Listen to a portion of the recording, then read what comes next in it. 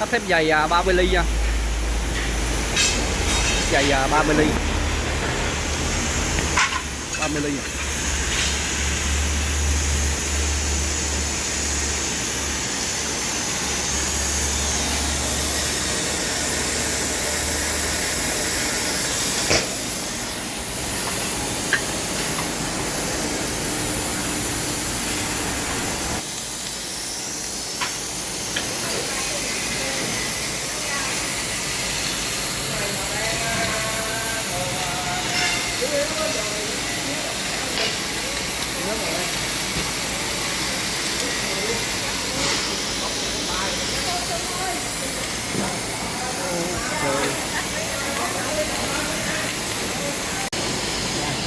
Sắt thép dày 30 ly nha.